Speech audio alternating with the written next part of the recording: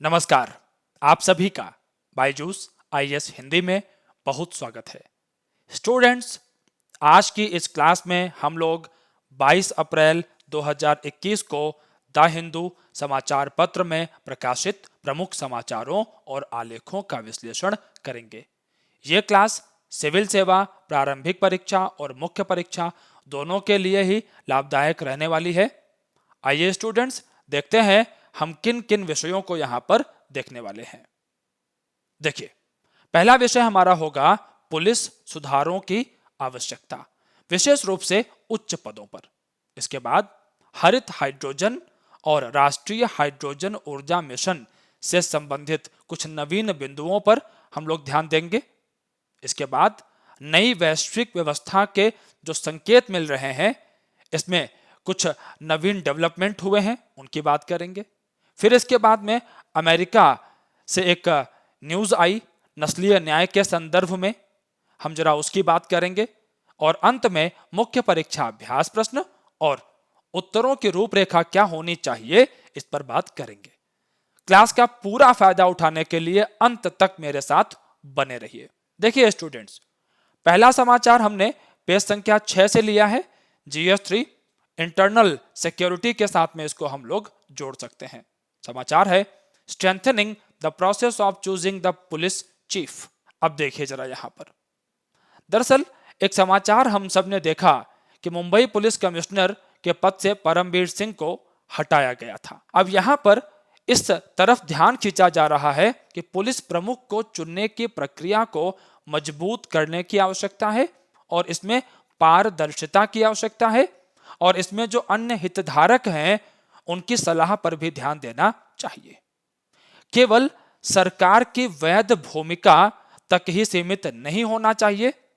इसके अतिरिक्त जो पुलिस महकमे के जो प्रमुख होते हैं, उनको संचालन की जो स्वायत्तता है वो और सरकार की जो भूमिका है, इनके बीच में एक संतुलन स्थापित होना चाहिए। तभी हम पुलिस महकमे की प्रभावशीलता को बेहतर तरीके से बढ़ा पाएंगे। आइए अब जरा डिटेल में देखते हैं इन बिंदुओं को। यहां पर दो बिंदुओं पर विशेष ध्यान देने वाला है। पहला है नियुक्ति और निष्कासन, मतलब कि पद से हटाना। अब यहां पर होना यह चाहिए कि पुलिस महकमों के अंदर में जो उच्च पद होते हैं, महानिदेशक वगैरह के, इन पर जो नियुक्तियां होती हैं या रिमूवल होता है, वो एक स्वतंत्र संस्था के द्वारा करवाया जा सकता है, जिसके अंदर में सरकार भी हो, विपक्ष का प्रतिनिधित्व भी हो और कुछ स्वतंत्र सदस्य भी हो सकते हैं सिविल सोसाइटी की तरफ से। इसके अतिरिक्त निर्णय लेने में जितनी अधिक पारदर्शिता होगी और पुलिस विभाग के जो प्रमुख हैं उनके पास जितनी अधिक स्वायत्तता होगी, निश्चित रूप से ये दोनों बिंदु एक अच्छे पुलिस विभाग का निर्माण करेंगे। आइए अन्य बिंदु देखते हैं। स्टूडेंट्स, अब तक जो प्रयास यहां पर किए गए हैं, अगर हम उनकी बात करें तो 1979 में राष्ट्रीय पुलिस आयोग की स्थापना की गई थी सुधारों के लिए, लेकिन कुछ विशेष हुआ नहीं। वर्ष 2000 में पुलिस सुधारों पर पद्मनाभैया समिति का गठन किया गया। इसके बाद प्रकाश सिंह बनाम भारत सरकार वाद में सन 2006 में सर्वोच्च न्यायालय ने महत्वपूर्ण निर्णय दिया। मैं आपको बता दूं, प्रकाश सिंह भारत के जाने माने पुलिस अधिकारी रहे हैं और इस निर्णय में सर्वोच्च न्यायालय ने कहा कि केंद्र एवं राज्यों को पुलिस के प्रदर्शन का मूल्यांकन करने, नियुक्ति और हस्तांतरण का निर्णय लेने तथा पुलिस के दुर्व्यवहार की शिकायतें दर्ज करने के लिए प्राधिकरणों का गठन करना चाहिए।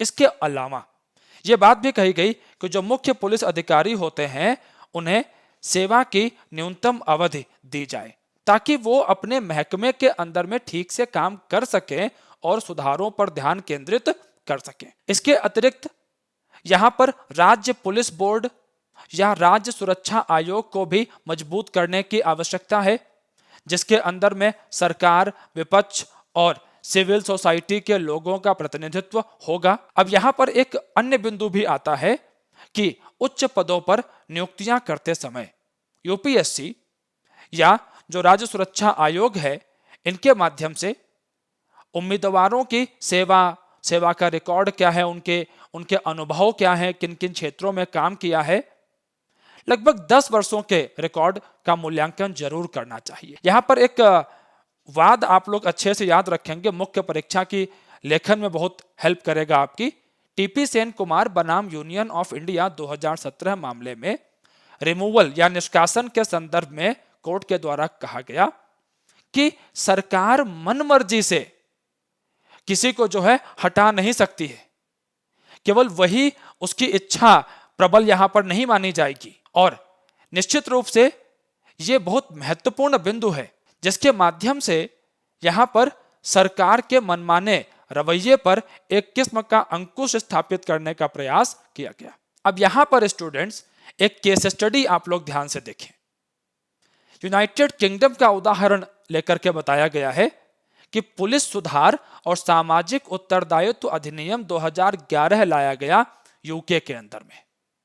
और यहां पर जो मुख्य कांस्टेबल्स होते हैं लंदन शहर के बाहर के क्षेत्रों में, तो जब उनकी नियुक्ति की जाती है तो जांच के लिए एक अतिरिक्त परत के रूप में, एडिशनल एक्शन के रूप में सार्वजनिक सुनवाई जो है यहां पर की जाती है। और इसके माध्यम से इस बात को सुनिश्चित किया जाता है कि जिम्मेदार लोग ही इन पदों पर कार्य करें। आगे देखिए, अगला समाचार स्टूडेंट्स पेज संख्या 7 से लिया गया है। GS3 एनवायरमेंट के साथ में इसको हम जोड़ सकते हैं। अ fresh push for green hydrogen. Students, राष्ट्रीय हाइड्रोजन ऊर्जा मिशन के बारे में काफी कुछ चर्चाएं हो चुकी हैं। अब जरा आप लोग यहां पर ध्यान दीजिएगा कि भारत इस मिशन के आरंभ के साथ ही 15 देशों के हाइड्रोजन क्लब में शामिल हो जाएगा। और अगर हम भारत की वर्तमान की हाइड्रोजन के उपभोग की बात करें तो करीब 5.5 मिलियन टन का हम लोग उपभोग कर रहे हैं। लेकिन यहां पर ध्यान देने वाला बिंदु यह है कि इसका जो उत्पादन है वो हम जीवाश्म ईंधन से करते हैं और निश्चित रूप से इसमें प्रदूषण होगा। अब यहां पर एक आंकड़ा है ऊर्जा पर्यावरण और जल परिषद CEEW के द्वारा कि 2030 में भारत में जो हाइड्रोजन की मांग है वो और अधिक बढ़ने वाली है। अब आप लोग जरा यहां पर हाइड्रोजन ऊर्जा मिशन को देख लें, तब हम अन्य बिंदुओं पर चर्चा करेंगे। केंद्रीय बजट की बड़ी घोषणाओं में से एक रहा है और यहां पर हरित हाइड्रोजन की बात की गई है। मतलब कि हाइड्रोजन का उत्पादन इस तरह से किया जाए कि उसमें जीवाश्म ईंधनों का प्रयोग ना के बराबर हो या कम से कम हो। अब यहां पर क्या है कि नवीकरणीय ऊर्जा द्वारा संचालित इलेक्ट्रोलिसिस का उपयोग करके जल से हाइड्रोजन का निष्कर्षण किया जाता है, तब इसे हम लोग कहते हैं हरित हाइड्रोजन। स्टूडेंट्स, यहां पर जो प्रमुख कदम उठाए जा सकते हैं वो कौन कौन से हैं? पहला है कि विकेंद्रीकृत हाइड्रोजन उत्पादन को बढ़ावा दिया जाए, जहां पर इलेक्ट्रोलाइजर की मदद से हाइड्रोजन और ऑक्सीजन को पानी से अलग अलग किया जाता है। अब यहां पर एक और विषय है, ये जो हाइड्रोजन होती है वो बहुत अधिक ज्वलनशील होती है और ऐसे में बाजार तक इसको पहुंचाना एक बहुत बड़ा विषय हो जाता है। तो यहां पर सलाह यह दी जाती है कि इसका उत्पादन और जो बाजार है वो दोनों अगर पास पास होंगे तो उपभोग आसानी से किया जा सकता है। और यहां पर इस बात पर विशेष ध्यान दिया जाए कि हाइड्रोजन का उत्पादन करने में नवीकरणीय ऊर्जा के साधनों का ही प्रयोग किया जाए। और इसके साथ साथ में परंपरागत हाइड्रोजन जो कि जीवाश्म ईंधन के द्वारा उत्पन्न की जाती है, और हरित हाइड्रोजन जो है इसके मिश्रण को आगे बढ़ाया जाए जब तक कि हम पूर्ण रूप से इस तकनीक में आत्मनिर्भर नहीं हो जाते या इस तकनीक का बड़े पैमाने पर प्रयोग होना आरंभ नहीं हो जाता। इसके अलावा अब जो इलेक्ट्रोलाइजर है, निश्चित रूप से इसका निर्माण एक बहुत बड़ा विषय होगा। और अब यहां पर निवेश को अगर हम बढ़ावा देंगे, शोध को अगर हम बढ़ावा देंगे,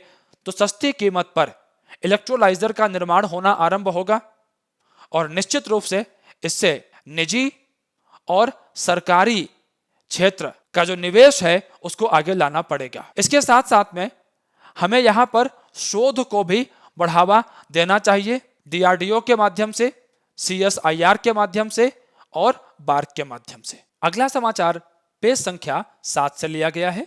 GS2 इंटरनेशनल रिलेशन के साथ में इसको हम लोग जोड़ेंगे।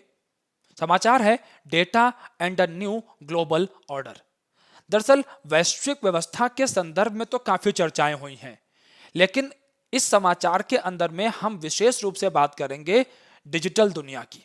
एक हाइपर कनेक्टेड दुनिया की बात करेंगे जो कि बहुत अधिक जुड़ चुकी है एक दूसरे के साथ में, और इसके बीच में भारत की क्या भूमिका हो सकती है उस पर भी निगाह डालेंगे।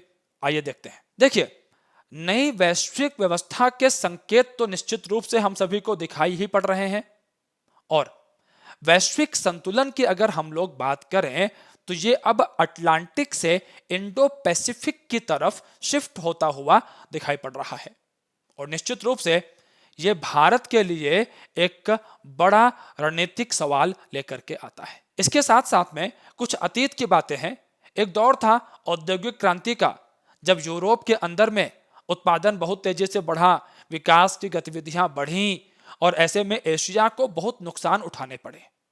लेकिन अगर हम वर्तमान समय की बात करें तो डिजिटल क्रांति के साथ साथ एशिया का महत्व तेजी के साथ बढ़ता हुआ दिखाई पड़ रहा है, और वही चीज आपको अटलांटिक से इंडो पैसिफिक के अंदर में शक्ति संतुलन की शिफ्टिंग में भी दिखाई पड़ती है। अब देखिए, हाइपर कनेक्टेड दुनिया मतलब क्या हुआ इसका, कि एक दुनिया जो बहुत अधिक जुड़ गई है। अब निश्चित रूप से यहां पर इंटरनेट की बात होगी।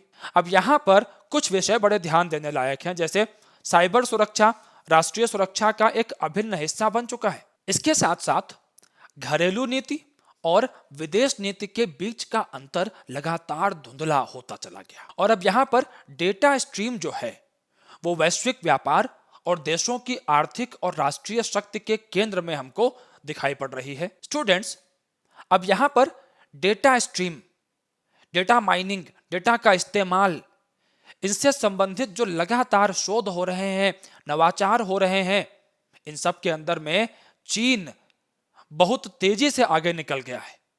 दुनिया की दूसरी सबसे बड़ी अर्थव्यवस्था बनकर वो लगातार अमेरिका को चुनौती पेश कर रहा है, और चीन की इस ग्रोथ स्टोरी के अंदर में डिजिटल क्रांति का एक बहुत बड़ा योगदान है। हम अगर चीन की कमी की बात करें तो उसके सामने बस एक कमी है कि सेमीकंडक्टर्स, अर्धचालक, जिनका इस्तेमाल डिजिटल दुनिया के अंदर में छोटे छोटे उपकरण, प्रोसेसर्स वगैरह बनाने में किया जाता है। अभी चीन थोड़ा यहां पर कमजोर है अमेरिका की तुलना में, और अमेरिका एक तरीके से मजबूत स्थिति में यहां पर है। अभी अगर हम हालिया संदर्भों की बात करें तो एक संस्था है स्विफ्ट, जिसका फुल फॉर्म है society for world wide interbank financial telecommunication. दुनिया के अंदर में अलग अलग देशों के जो बैंक होते हैं उनके बीच में जो आदान प्रदान होता है धन का, उसके संदर्भ में यह संस्था बहुत महत्वपूर्ण हो जाती है। अब चीन ने इसके साथ एक संयुक्त उद्यम को विकसित करने का प्रयास किया है, और इसके माध्यम से अंतरराष्ट्रीय स्तर पर जो वित्तीय लेन देन होता है वहां पर चीन एक मजबूत स्थिति को प्राप्त करने का प्रयास करता हुआ दिखाई पड़ता है। अब अगर हम अमेरिका की बात करें तो अमेरिका मोबाइल भुगतान में बहुत पीछे दिखाई पड़ता है, और ऐसे में हमें अक्सर यह दिखाई पड़ रहा है कि वो अन्य देशों से आगे निकलने के लिए प्रतिबंधों का सहारा ले रहा है, उनको रोकने का प्रयास कर रहा है ताकि वो आगे बढ़ सके। अब यहां पर देखिए, अगर हम भारत की बात करें तो भारत अमेरिकी नीति में फिट बैठता है, क्योंकि अमेरिका भारत को चीन को प्रति संतुलित करने वाली एक शक्ति के रूप में देखता है। लेकिन अगर हम डिजिटल दुनिया की बात करें तो कुछ विशेषज्ञों का यह मानना है कि चीन भी यह चाहता है कि भारत एक डिजिटल शक्ति बने, और भारत चीन का प्रतिद्वंदी नहीं बल्कि सहयोगी बने। जी हां, बिल्कुल नई बात हो गई, डिजिटल दुनिया के अंदर में बिल्कुल नया विचार हो गया ये। तो अब यहां पर एक त्रिकोण बन जाता है भारत, चीन और अमेरिका का। इसके अलावा अगर आप आर्थिक क्षेत्र को देखें तो आप देख पाएंगे कि चीन प्रतिबंधों और सीमा झड़पों के बावजूद अमेरिका और भारत दोनों का सबसे बड़ा व्यापारिक भागीदार बना हुआ है। अब अगर भारत और चीन के बीच हम तुलना करें, समानता को देखें यहां विशेष रूप से, तो दोनों ही देश पश्चिमी मूल्य जो हैं उनको सार्वभौमिक यूनिवर्सल मानने में असहज दिखाई पड़ते हैं और अपने देश की जो विरासत है, जो पूर्व की विरासत है, उसका प्रतिनिधित्व करते हुए दिखाई पड़ते हैं ये दो देश। अब यहां पर स्टूडेंट्स अगर हम अगले विषय की बात करें तो भविष्य की रणनीतियां क्या हो सकती हैं। भारत जो है वो इंडो पैसिफिक के अंदर में इतना अधिक जो इंटरेस्ट ले रहा है, उसका एक बड़ा कारण बताया जा रहा है आसियान के देशों के साथ मजबूत संबंध विकसित करना, जो कि भारत की एक्ट ईस्ट पॉलिसी का हिस्सा है। इसके अतिरिक्त यूरोपीय संघ भी इंडो पैसिफिक के अंदर में रुचि ले रहा है, लेकिन यूरोपीय संघ ने इस बात को स्पष्ट किया है कि यहां पर उनकी रुचि चीन विरोधी नहीं है और भारत भी कई सारे मंचों से यह बात लगातार कहता रहा है। जैसे हाल ही में क्वाड का गठन हुआ तो भारत के द्वारा यह बात कही गई कि यह कोई सैन्य गठबंधन नहीं है, यह एक क्षेत्रीय गठबंधन है जो कि इंडो पैसिफिक के क्षेत्र के अंदर में समावेशी विकास पर ध्यान केंद्रित करने के लिए बनाया गया है और यह किसी देश के खिलाफ में नहीं है क्वाड के संबंध में। तो निश्चित रूप से अगर समतापूर्ण संबंधों के विकास पर ध्यान दिया जाएगा तो एक शांतिपूर्ण दुनिया का निर्माण किया जा सकता है। अगला समाचार है स्टूडेंट्स, पेज संख्या 6 से GS4 एथिक्स के केस स्टडी के खंड के साथ में इसको हम जोड़ सकते हैं। Towards racial justice, George Floyd की बात की गई है। जॉर्ज फ्लॉयड एक अश्वेत व्यक्ति जिनकी एक श्वेत पुलिस वाले के द्वारा पुलिस हिरासत में हत्या कर दी गई और इसमें डेरिक चेविन जो कि भूतपूर्व पुलिसकर्मी रहे हैं उन्हें दोषी ठहराया गया है और अमेरिका के वर्तमान राष्ट्रपति ने इस बात को कहा कि अमेरिका के अंदर में ऐसी घटनाओं को देखा जाना अमेरिका की आत्मा पर एक धब्बे के जैसा है और अमेरिका के जो वर्तमान उपराष्ट्रपति हैं वो George Floyd justice in policing act लाने की वकालत कर रही हैं ताकि अश्वेत व्यक्तियों को न्याय तेजी से दिया जा सके। स्टूडेंट्स, आप लोग यहां विशेष रूप से ध्यान देंगे कि अमेरिका के अंदर में एक बड़े समाज सुधारक हुए थे डॉक्टर मार्टिन लूथर किंग। 1968 में जब उनकी हत्या हुई तो अमेरिका के अंदर में बड़े पैमाने पर विरोध प्रदर्शन आयोजित हुए और जॉर्ज फ्लॉयड की जिस तरह से हत्या की गई थी उसके बाद भी अमेरिका के अंदर में बड़े पैमाने पर प्रदर्शन हुए और ब्लैक लाइव्स मैटर नाम के आंदोलन चले और यूरोप के अंदर में भी इस आंदोलन का असर देखा गया। स्टूडेंट्स, हम सभी लोग इस बात को जानते हैं कि अमेरिका वो देश है जहां पर श्वेत और अश्वेत के बीच में एक बड़ा संघर्ष हमें देखने को मिला अमेरिकी गृह युद्ध के रूप में, जिस समय वहां के राष्ट्रपति अब्राहम लिंकन थे। अब अमेरिकी गृह युद्ध के बाद में अश्वेतों को अधिकार देने की बात तो कर दी गई, लेकिन कई सारे अतिवादी संगठन भी अस्तित्व में आ गए। उन्हीं में से एक संगठन है कू क्लैक्स क्लैन और यह संगठन व्हाइट सुप्रीमेसी की बात करता है, श्वेत लोगों की सर्वश्रेष्ठता की बात करता है और यह संगठन कई बार एशिया के लोगों पर, अफ्रीका के लोगों पर नस्लीय संगठन करता हुआ दिखाई देता है। तो स्टूडेंट्स, इस चर्चा को आप लोग निबंध के खंड में भी इस्तेमाल कर सकते हैं और एथिक्स के अंदर में तो हम इसका प्रयोग कर ही सकते हैं केस स्टडी के रूप में। अगला जो खंड है स्टूडेंट्स वो है हमारा मुख्य परीक्षा अभ्यास प्रश्नों का और इसमें पहला प्रश्न है हमारे सामने, पुलिस प्रमुख को चुनने की प्रक्रिया को मजबूत करने की राह में क्या रुकावटें और समाधान हो सकते हैं? आलोचनात्मक मूल्यांकन कीजिए।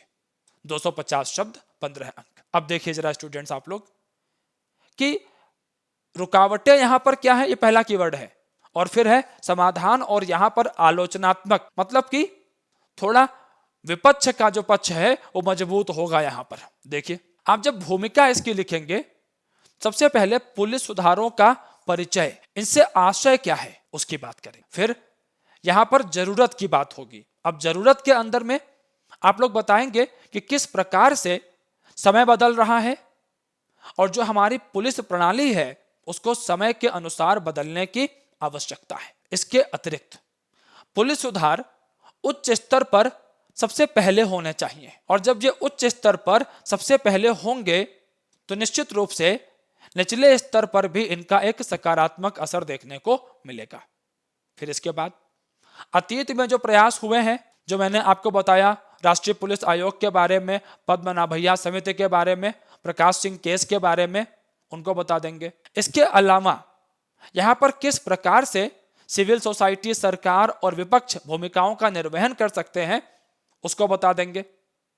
फिर जिस अधिकारी की नियुक्ति की जा रही है उसके मूल्यांकन की प्रणाली क्या हो, मैंने बताया था आपको, वो बताएंगे। और निर्णय में पारदर्शिता बहुत आवश्यक हो जाएगा। और यहां पर आप यूनाइटेड किंगडम का जो उदाहरण मैंने बताया था आपको, उसको एक संक्षिप्त रूप से बताते हुए आगे बढ़ जाएंगे।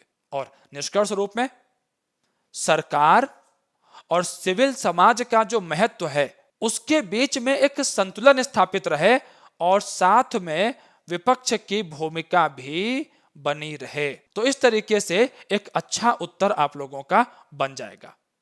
आगे बढ़ते हैं, अगला प्रश्न देखते हैं मुख्य परीक्षा अभ्यास प्रश्नों में। प्रश्न है, भारत किस प्रकार नई वैश्विक व्यवस्था में प्रमुख भूमिका निभा सकता है? चीन और अमेरिका के संदर्भ में चर्चा कीजिए। 250 शब्द, 15 अंक। अब अगर हम उत्तर की संरचना की बात करें तो सबसे पहले नई वैश्विक व्यवस्था का परिचय देना पड़ेगा कि जहां पर अमेरिका की सुप्रीमेसी अब टूट रही है और चीन और उसके साथ के अन्य देश धीरे धीरे एक बहुध्रुवीय विश्व की तरफ जाते हुए दिखाई पड़ रहे हैं और चीन इसमें अपने लिए एक विशेष भूमिका ढूंढ रहा है। अब इसके साथ साथ में यहां पर भू राजनीति का वर्णन भी आवश्यक होगा।